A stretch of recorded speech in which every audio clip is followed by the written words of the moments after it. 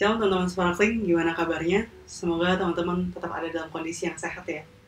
Nah, hari ini kita mau sama-sama siapin hati kita yang terbaik untuk kita dengar firman Tuhan. Kita akan mulai dengan berdoa terlebih dahulu. Bapak, thank you buat hari ini. Kalau kami boleh sediakan waktu kami, Tuhan, untuk kami dengar firman Tuhan. Berdoa Tuhan, kami minta Tuhan bicara secara spesifik buat hatinya setiap kami, buat pribadinya setiap kami yang mendengarkan firman-Mu hari ini. Kami rindu Tuhan, lewat firman hari ini itu boleh mengubahkan pikiran kami, boleh mengubah paradigma kami, boleh mengubahkan hati kami kalau memang itu nggak sesuai dengan firman Tuhan. Bapak bekerja, bicara, lembutkan hatinya setiap kami mau dengar-dengaran sama isi hatinya Tuhan. Terima kasih Bapak, di dalam nama Yesus, setiap kita yang siap dengar firman Tuhan, katakan amin. Nah teman-teman, hari ini kita mau sama-sama belajar dari firman Tuhan di 1 Korintus 3 ayat 10 sampai 15. Kita membaca sama-sama. Sesuai dengan kasih karunia Allah yang dianugerahkan kepadaku, aku sebagai seorang ahli bangunan yang cakap telah meletakkan dasar, dan orang lain membangun terus di atasnya. Tetapi tiap-tiap orang harus memperhatikan bagaimana ia harus membangun di atasnya. Karena tidak ada seorang pun yang dapat meletakkan dasar lain daripada dasar yang telah diletakkan, yaitu Yesus Kristus.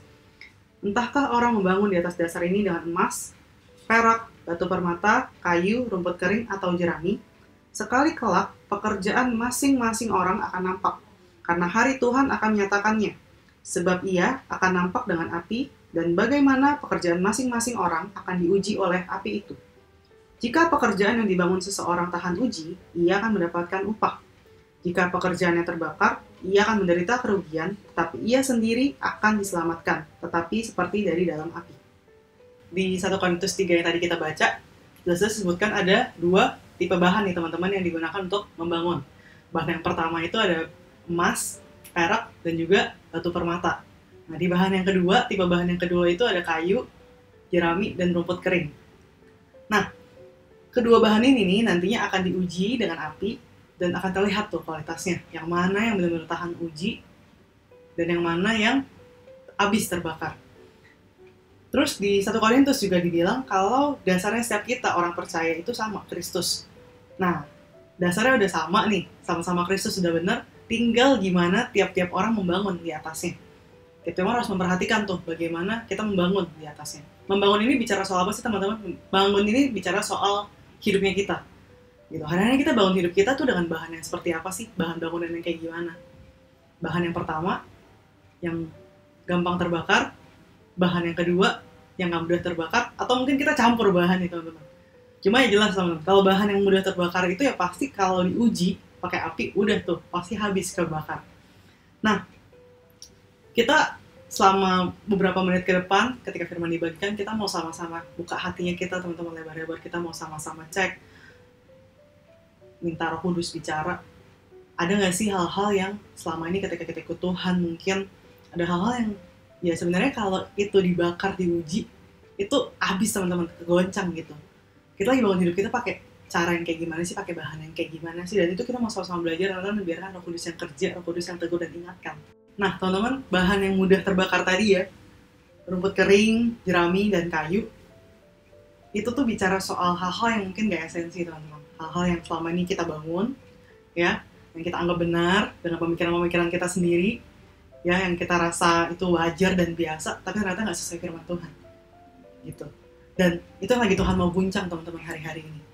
Contoh sederhananya gini, ketika kita lakukan setiap kegiatan-kegiatan rohani kita dalam mengikut Tuhan, ya, yang kita bilang itu kegiatan-kegiatan yang rohani lah ya, seperti ke gereja ya, kita komsel, pemuritan. Apakah dalam melakukan aktivitas-aktivitas tersebut kita benar-benar menyadari kalau ada Tuhannya di situ, kalau ada hadirat Tuhan di situ, atau ketika kita melakukan ya sekedar rutinitas aja, ya karena kita orang Kristen, ya kan tiap minggu namanya orang Kristen ya pasti ke gereja ya nggak, gitu. Terus ya karena kita di Abalok ya kan, ya adalah tambahan komsel, ya kan, teman-teman yang mungkin udah dimuridkan ya ada tambahan pemuritan, mungkin teman-teman yang SA ya ada ya SA-nya kayak ikut SA atau SPK gitu ya. Nah, apakah dalam melakukan kegiatan-kegiatan itu kita sungguh-sungguh menyadari ada Tuhan di situ? Tapi itu Tuhan guncang teman-teman ya. Kita sekarang semua jadi online. Nah ketika semua jadi online, Apakah kita makin menyadari ada Tuhan di situ, atau justru kita makin susah nih rasain ada Tuhan di situ? Ya, tanpa sadar nih teman-teman, kita membatasi Tuhan bekerja dalam hidupnya kita. Ya, Tuhan dirasa-rasa teman-teman ya. Wah, online nih, ya kan, pakai YouTube, ya. Kalau di YouTube Tuhannya nggak berasa, harus datang langsung baru Tuhannya berasa gitu. Kita batasi Tuhan dengan pemikirannya kita, dengan caranya kita yang menurut kita benar. Ya karena menurut kita biasanya namanya gereja beribadah itu harus rame-rame tuh ya kan, nyanyi-nyanyi, lompat-lompat bareng, ya kan, kumpul semua sama-sama offline gitu. Tapi ketika semuanya online kita langsung ngerasa kayak, wah Tuhannya nggak ada nih, Tuhannya nggak berasa nih. Kok biasanya gue tiap minggu kalau datang ibadah, kalau denger lagu nyanyi dikit aja gitu ya, gue langsung bisa kayak ada berasa merinding gimana gitu. Ya sekarang karena semuanya jadi online, ibadahnya online gitu ya, susah nih, nggak berasa nih, Tuhannya nggak ada. Kita batasi Tuhan dengan caranya kita, dengan cara berpikirnya kita, yang menurut kita itu benar. Nah itu yang Tuhan lagi mau guncang, dan ya kita harus sadari kalau itu bukan apa yang Tuhan mau, itu nggak sesuai firman Tuhan, dan ya tentunya itu yang akan diuji teman-teman, akan dibakar sama api, dan pasti habis teman-teman. Nah gue pribadi pun ngalamin hal ini teman-teman, ketika awal-awal ibadah jadi online ya, konsel, pemuritan semua jadi online. Gue awal juga mengalami kayak gitu teman-teman. Gue merasa kayak apa ya, aneh ya, kayak ya kita kan nonton YouTube ya, ibadah biasa rame-rame ya kan, kanan kiri ada orang, terus ya kalau pembicaranya lucu ya kita ketawa bareng-bareng gitu ya. Ini kan semuanya jadi sendiri teman-teman ya, kamar sendiri, ketawa sendiri, nyembah Tuhan sendiri, aneh gitu. Dan gue merasa kayak kayaknya nih Tuhannya nggak ada nih di sini ya. Ketika gue ibadah online tuh Tuhannya nggak ada ya kan. Soalnya kok beda ya rasanya ketika offline sama online gitu. Terus akhirnya ya tanpa sadar konsel, pemberitaan gue jadi malas juga. Karena kayak apa ya, iya kayak kayaknya udah enak sendiri gitu ya, di rumah sendiri, semua urus sendiri, atur sendiri ya kan, kerja juga kan gue online. Jadi kayak ya udah semua urus sendiri aja gitu, nggak usah capek-capek konsel, pemuritan, apalagi ibadah. Tapi ya waktu itu gue ingat banget Tuhan ingetin gitu ya, Tuhan tanya kayak, selama ini lu lakukan ibadah komsel pemuritan itu sebenarnya buat apa sih gitu. Dan ya akhirnya gue ingat gitu ya, gue sadar kalau iya ya, selama ini ketika gue ibadah komsel pemuritan itu ya sekedar rutinitas, terbiasa. Kayak ya jadwalnya hari Minggu tuh ya pasti ibadah, jadwalnya hari Rabu gitu ya atau Kamis mungkin komsel gitu kan. Terus misalnya pemuritan, mungkin yang seminggu sekali pemuritan, 2 minggu sekali pemuritan, ya udah normal aja, kayak ya udah biasa gitu ya. Tanpa sadar dalam melakukan aktivitas itu, kegiatan-kegiatan itu, gue nggak bener-bener menyadari kalau ada Tuhan di situ ya. Yang gue sadari adalah jadwal-jadwal ya, kegiatan-kegiatan, task list, tanggung jawab yang harus gue penuhi dan lakukan ya. Apalagi kan gue pemimpin gitu ya nggak bisa dimungkiri gue pemimpin ya, kayak ya mau nggak mau hari Minggu tuh pasti udah full lah, yang ngomongnya sih full buat Tuhan gitu ya, padahal full buat menyelesaikan tiap tanggung jawab yang ada gitu. Dan gue nggak menyadari kalau ya ada Tuhan di dalam setiap aktivitas yang gue kerjakan dan lakukan. Bahkan Tuhan hadir nggak cuma di aktivitas-aktivitas yang menurut kita rohani ya, bahkan dalam aktivitas-aktivitas yang menurut kita gak rohani, mungkin kita kerja, sekolah, ya Tuhan ada di situ ya. Tapi ya itu yang kita perlu belajar sama-sama, kalau ya perlu bertobat kalau enggak kok, Tuhan ada gitu ya, Tuhan hadir, dan belajar untuk mengarahkan diri ya dalam melakukan aktivitas yang ada itu, ya ada Tuhan di situ gitu. Dan ya pelan-pelan gue pun ya belajar ya, berproses, latihan untuk menyadarkan diri gue ya, ketika mulai malas komsel ya, mulai malas ibadah, atau mulai ya gitu ya, rasa-rasain Tuhan kok gak ada, Tuhan gak ada ya, gue belajar buat mengingat kalau ya Tuhan hadir gitu ya. Tuhan hadir saat gue ibadah online ya, Tuhan hadir saat gue kerja sekalipun gitu. Nah di Rasul Paulus di 1 Timotius 4 ayat 7-8 kita mau baca sama-sama. 1 Timotius 4 ayat 7-8, di situ dikatakan, tetapi jauhilah tahayul dan dongeng nenek-nenek tua, latihlah dirimu beribadah. Latihan badani terbatas gunanya, tetapi ibadah itu berguna dalam segala hal karena mengandung janji. baik untuk hidup ini maupun untuk hidup yang akan datang. Nah, di 1 Timotius yang tadi kita baca, ya dikatakan untuk kita latihlah dirimu beribadah. Ya. Latihan di sini tuh maksudnya apa sih, teman-teman? Latihan di sini kalau bahasa aslinya dibilang gumnazo, teman-teman.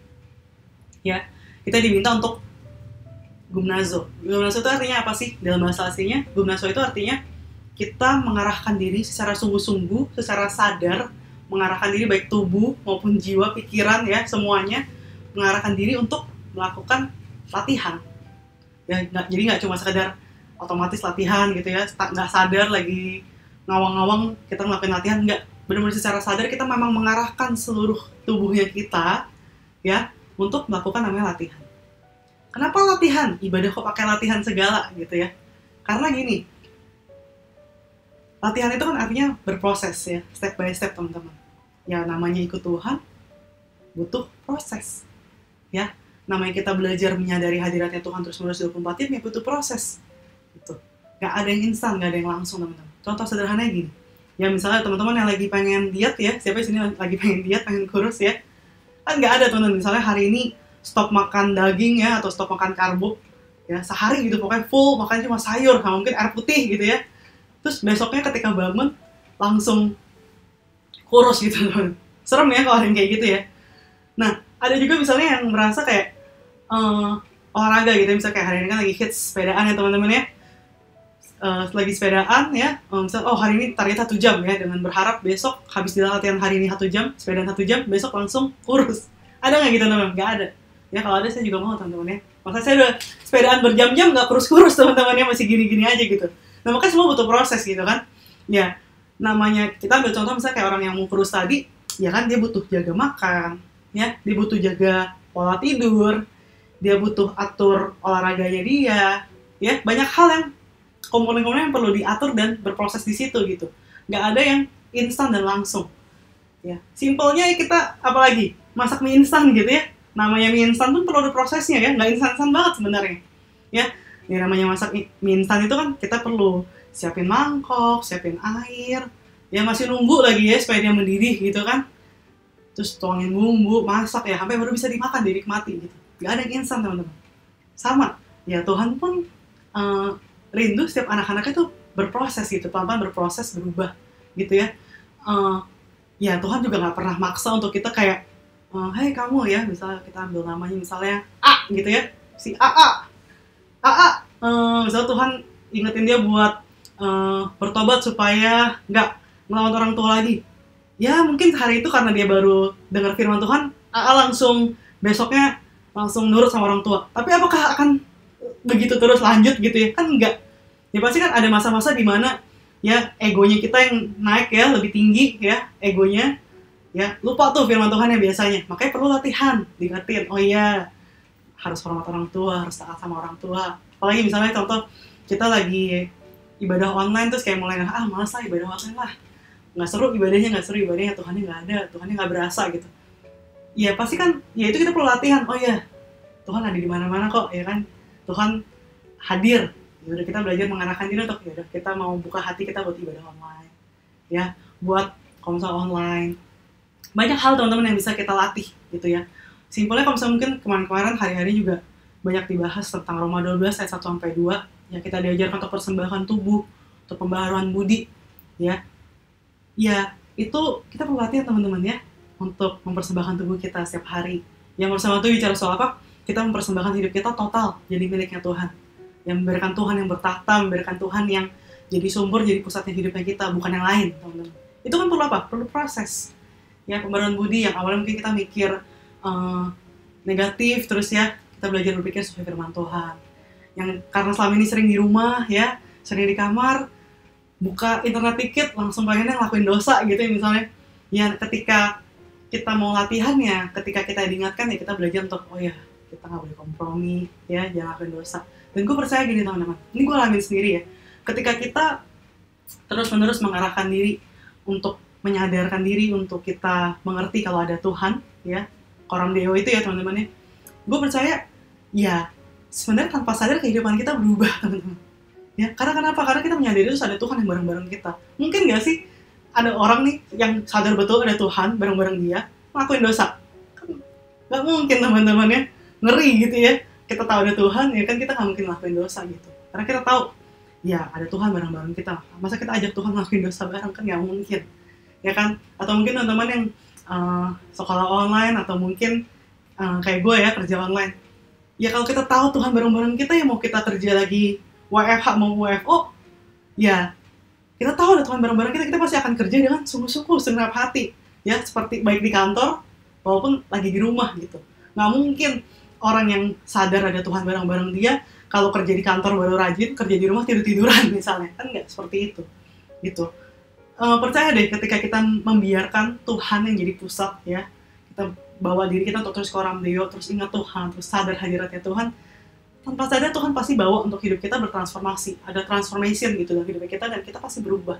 Gitu, berubah bukan karena kekuatannya kita, ya Tuhan yang bantu, Tuhan yang tolong, Tuhan yang ingatkan juga. Tinggal bagiannya kita gimana kita mau lembut, kita mau taat, kita mau rela. Gitu teman-teman. Nah, sebentar akan ada 2 teman kita yang akan kesaksian tentang gimana nih di hidupnya berproses ya sama Tuhan, gimana dia belajar latihan beribadah, gimana dia belajar untuk Coram Deo sama Tuhan. Nah, kita mau dengerin. Halo, aku Christopher Alexander, aku dari Home Dadap. Hari ini aku mau share tentang hal-hal yang lagi aku alamin hari-hari ini ketika aku mulai mempraktekkan gaya hidup Coram Deo. Aku adalah mahasiswa Sekolah Tinggi Teologi, dan saat ini aku ada di semester 3. Dan aku juga tergabung dalam kegiatan organisasi di kampusku. Saat ini pandemi ini cukup menyita waktuku karena aku sedang mengurus 3 acara besar di kampusku, dan juga ada banyaknya tugas yang cukup menumpuk. Dan hal itu ternyata mulai membuat aku kelelahan dan kecapean, sehingga membuat aku mulai berkompromi dengan hal-hal kecil. Misalnya dalam hal menunda saat teduh. Walaupun aku mahasiswa STT, ternyata hal itu tidak menjamin bahwa kerohanianku sempurna 100%.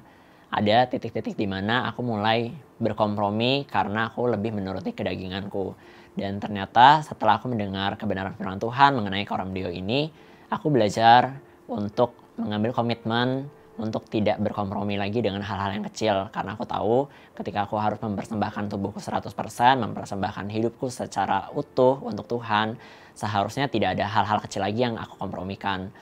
Dan setelah aku mulai mempraktekkan Coram Deo ini, aku belajar juga untuk confess ayat di setiap harinya, dan hal itu menurutku sangat membantu aku untuk tidak lagi berkompromi dengan hal-hal kecil apapun. Dari segi hatiku juga itu membantuku untuk mencegah aku jatuh dalam dosa, karena setiap kali aku mau jatuh ke dalam dosa, aku selalu teringat untuk confess ayat, dan hal itu membantu aku keluar dari kompromi-kompromi dengan dosa. Dan ya, aku percaya kalau misalnya aku bisa diubahkan sama Tuhan melalui praktek Coram Deo ini, aku percaya teman-teman juga dapat diubahkan sama Tuhan. Itu sebabnya yuk mari kita praktekkan Coram Deo ini supaya semakin hari kita semakin diubahkan menjadi serupa dan segambar dengan Tuhan. Tuhan memberkati. Halo guys, nama gue Jessica, gue dari Home Edge. Hari ini gue mau ceritain tentang pengalaman gue di ibadah Coram Deo guys. Jadi, minggu-minggu ini sebelum gue tahu tentang apa itu sebenarnya ibadah sejati, apa itu Coram Deo, gue tuh banyak memiliki respon yang salah, banyak memiliki paradigma yang salah guys. Misalnya paradigma yang salah, gue berpikir kalau ibadah itu ketika gue komsel, ketika gue ibadah online. Jadi menurut gue hari yang kudus itu hari Sabtu, hari Minggu ya, saat gue mau ibadah online, saat gue mau komsel kayak gitu. Dan menurut gue harus memurnikan diri gue, benar-benar harus fokus sama Tuhan di hari itu aja kayak gitu. Gue nggak berpikir kalau sebenarnya kita berhubungan sama Tuhan tuh setiap saat, setiap hari. Akhirnya kayak gue banyak memiliki respon yang salah di hari-hari biasa. Gue banyak melakukan dosa di hari-hari yang bukan hari kudus itu gitu. Akhirnya pas gue dengar tentang Coram Deo, gue mulai belajar untuk kayak gue harus mengandalkan Tuhan setiap saat. Gue harus ibadah, gue harus berpikir kalau ketika gue sendiri, ketika gue lagi mau melakukan sesuatu, itu ada Tuhan. Ada Tuhan yang mendampingi kayak gitu. Dan pas gue mulai praktekin Coram Deo, banyak perubahan yang Tuhan kasih gitu buat hidup gue. Sebelum gue melakukan ibadah Coram Deo, gue sudah dapat pekerjaan, ya gue sering melakukan respon yang nggak benar sama mama gue kayak gitu kan. Jadinya kayak mungkin ketika mama marah gitu, gue nggak merespon dengan baik gitu. Mungkin gue ikutan marah juga, atau gue ngedumel kayak gitu ya kan. Terus kalau soal pekerjaan gue juga kayaknya ketika gue nggak dapet pekerjaan, gue kayak bersungut-sungut gitu sama Tuhan, kapan Tuhan akan kasih gue pekerjaan kayak gitu. Akhirnya pas gue udah mulai praktekin ibadah Coram Deo ini, ibadah yang sejati ini, gue mulai yaudah gue berserah sama Tuhan, gue bersyukur sama apa yang Tuhan kasih buat hidup gue. Dan akhirnya setelah beberapa hari gue melakukan Coram Deo, Tuhan benar-benar ubah powerful gitu, ubah seluruhnya gitu lah. Jadi Tuhan benar-benar buka jalan dia satu persatu sesuai dengan Tuhan mau ubah gue sesuai dengan rencananya dia. Akhirnya gue mulai diterima kerja. Terus ketika mama mulai capek, mulai lelah, mulai ngomel-ngomel kayak gitu ya, akhirnya gue berusaha untuk berespon benar gitu ya kan. Gue akhirnya kayak bantuin mama gitu. Gue mulai tersenyum ketika mama marah gitu, atau berusaha menenangkan mama kayak gitu kan. Dan itulah kuasanya Tuhan ketika gue ibadah Coram Deo, ketika gue melakukan ibadah sejati setiap saatnya. Dan akhirnya gue benar-benar amazed banget sama kuasanya Tuhan ketika kita melakukan ibadah sejati itu guys. Jadi ayo guys, lakukan ibadah sejati itu setiap saat, setiap hari. Jangan sampai kalian punya paradigma yang salah tentang ibadah. Dan ayo kita lakukan itu sama-sama sesuai dengan kehendaknya Tuhan. Tuhan memberkati.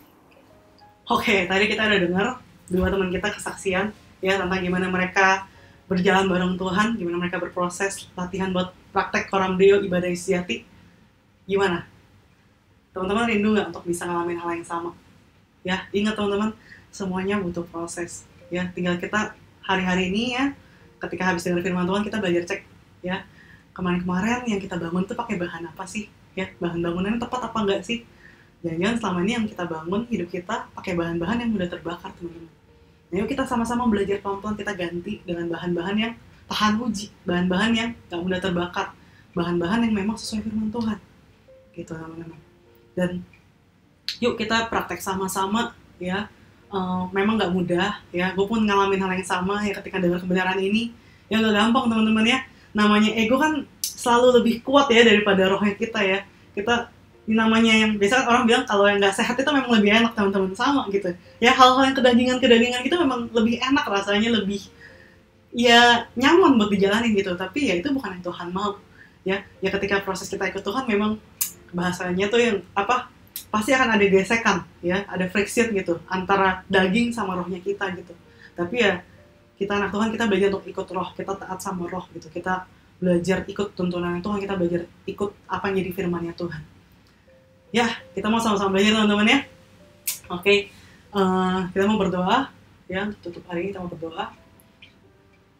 Bapak, thank you buat hari ini, kalau kami udah boleh dengar firman Tuhan ya, bagaimana hidup kami perlu dibangun ya dengan bahan bangunan yang tepat ya. Kami mau hidup kami bangun dengan bahan-bahan bangunan yang memang tahan uji Tuhan, dengan emas, perak, dan juga batu permata Tuhan.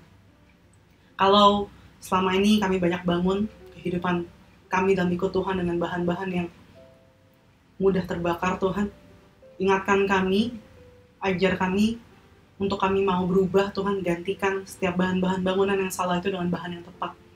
Dan juga berdoa Tuhan, ajar kami dalam setiap hari-harinya kami mau latihan Tuhan. Kami mau latihan untuk tetap berproses sama Tuhan. Kalau hari kami banyak belajar tentang ibadah yang sejati, belajar tentang Coram Deo, menyadari hadiratnya Tuhan 24 jam. Kami mau Tuhan, kami jadi anak-anaknya Tuhan yang berproses, ya, berproses pelan-pelan.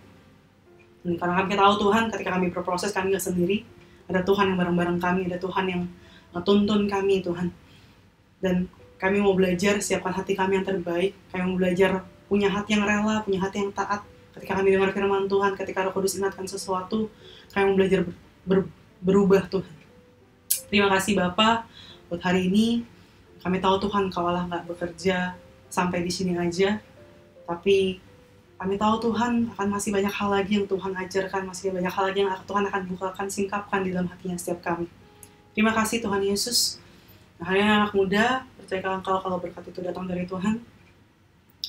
Hari ini terimalah berkat dari Allah Bapa, cinta kasih pada Yesus Kristus, penyertaan persekutuan daripada Roh Kudus yang akan menyertai Engkau dimanapun Engkau berada, aku mau dikerjakan dan lakukan.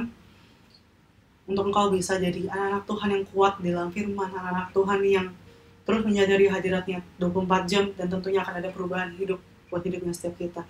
Terima kasih Tuhan, kami terima berkat ini dalam satu nama, di dalam nama Yesus. Setiap kita yang percaya katakan, amin.